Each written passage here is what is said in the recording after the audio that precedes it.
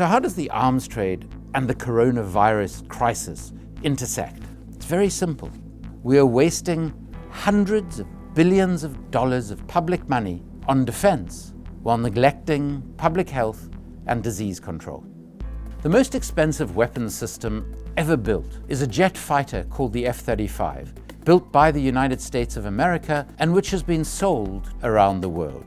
This jet fighter didn't just fail its first couple of test flights, it failed its first 14, leading one defense aerospace analyst to suggest that the only person who would be endangered by the F-35 are its test pilots. The American Government Accountability Office announced that the centerpiece, the brain, if you will, of this jet fighter has never functioned properly. The whole thing is going to have to be redesigned.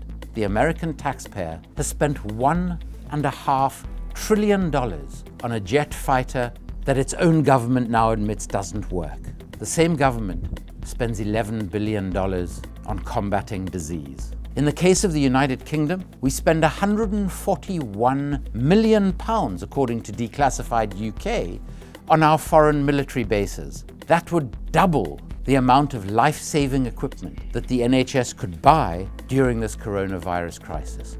Our patterns of spending show that our defense industry, the arms trade, are actually making us far less safe. It's not just that people are being killed in pointless wars, be it in Iraq, Afghanistan, Yemen, but now people are dying in their homes because we would rather invest in defense than in public health. And why are we doing that?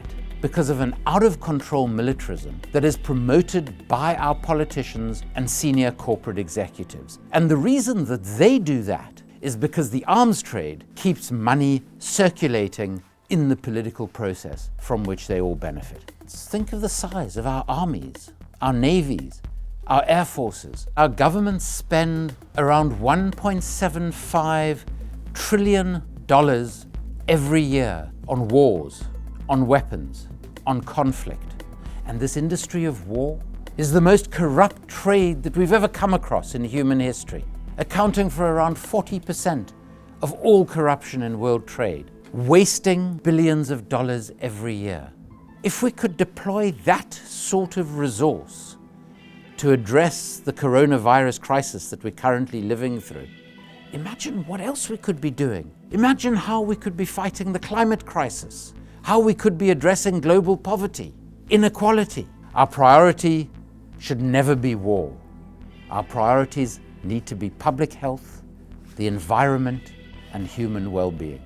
So as we give praise to our health workers and other public servants who are putting themselves on the front line of this health crisis, let's remember who are the truly important people.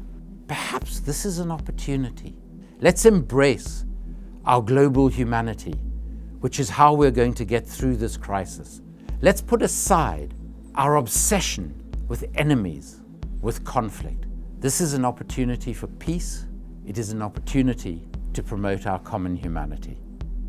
At times like this, the role of truth-seeking, independent, investigative media is more important than ever before. Go to Patreon, support Double Down News and all alternative independent media. Join the future of journalism. Join Double Down News on Patreon.